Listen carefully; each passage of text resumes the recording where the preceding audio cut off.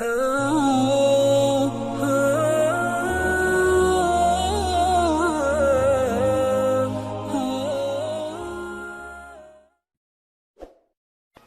buat someone yang kadang dia bilang gini, nggak ngeklik sih Ustadz, gitu. Suka bilang gitu tuh, nggak ngeklik Ustadz, belum dapat Ustadz, belum kerasa Ustadz, atau bukan tipe saya Ustadz, kan suka bilang gitu ya, bukan tipe.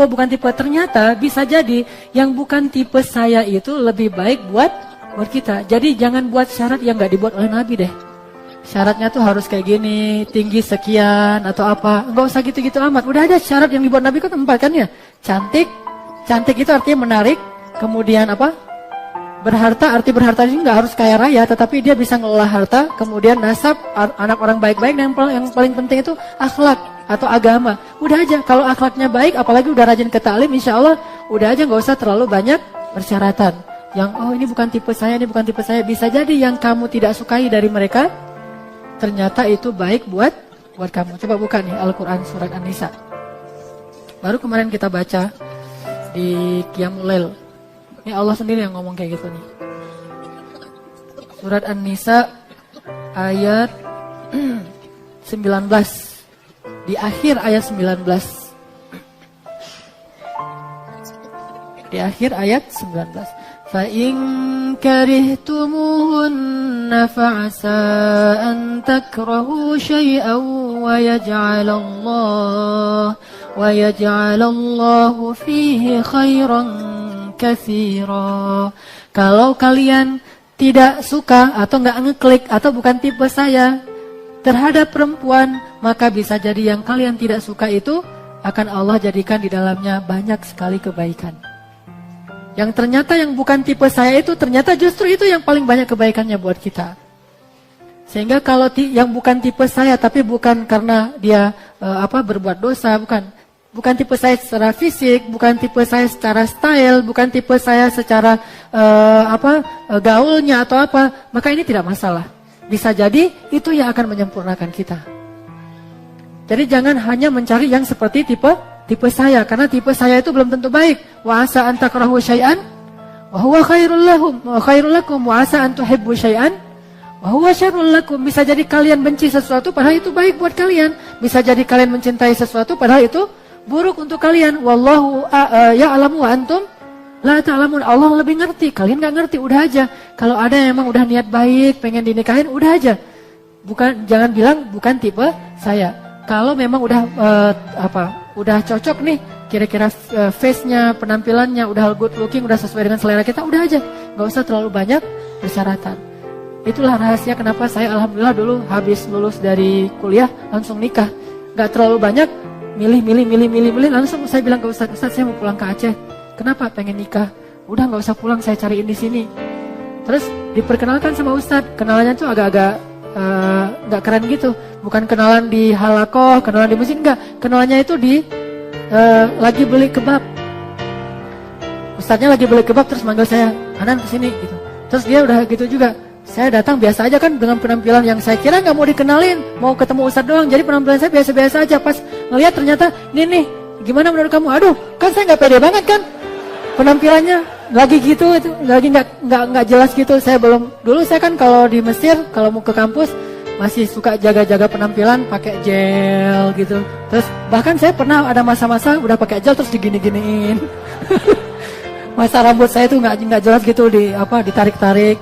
Udah gitu wangi terus. Dulu saya suka fitness, cuma kempes lagi gara-gara udah males fitness apa segala macam. Pas mau dikenalin sama Ustaz, justru masa-masa saya lagi acak-acakan. Tetapi alhamdulillah istri saya ini luar biasa. Dia yang justru menerima saya apa adanya, bukan saya menerima dia apa adanya. Dia bilang, ya saya mah terserah Ustadz. Kan diamnya seorang perempuan itu berarti ya. Nah tinggal di saya nih. Saya langsung waktu itu ngirimin dia 1 bait lagu dari Melly Guslow waktu itu.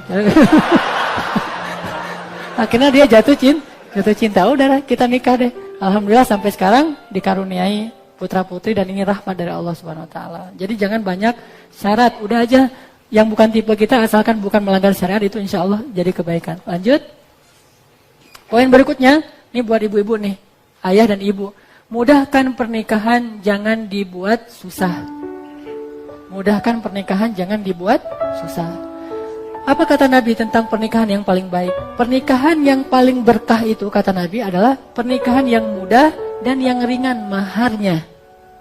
Sebaik-baik perempuan yang paling ringan maharnya. Jadi yang cewek minta mahar itu yang paling ringan.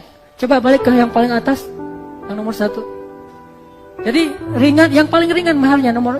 Nah, ada KitKat, itu bisa jadi mahar tuh.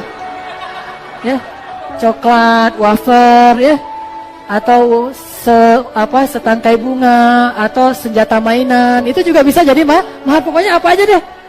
Kalau nggak ada apa-apa, sorbannya juga bukain aja, ketahuan tuh orangnya mana, gitu. Ada di sini. Pokoknya maharnya diringankan. Jadi ini benar banget mewakili apa yang kita bahas. Jadi bisa maharnya cuma KitKat doang. Ya, kamu punya apa? Aku cuma punya KitKat. Dah aku mah apa tuh gitu misalnya. Udah. Terima aja udah kalau kayak gitu. Yang penting niatnya baik gitu.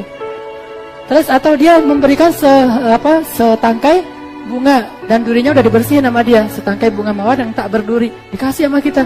Itu terima aja, Masya Allah ya, dia niatnya tulus banget, bukan mau jadi pacar saya, tapi pengen jadi imam saya. Dengan takbir kita menerima Allahu Akbar gitu. Terima aja, seringan dengan mahar. Kalau nggak ada apapun, Al-Quran deh. Gimana Al-Quran? Hafalan. Kamu punya apa? Maaf ya, aku punyanya Al-Ikhlas. Ikhlas banget pokoknya gitu.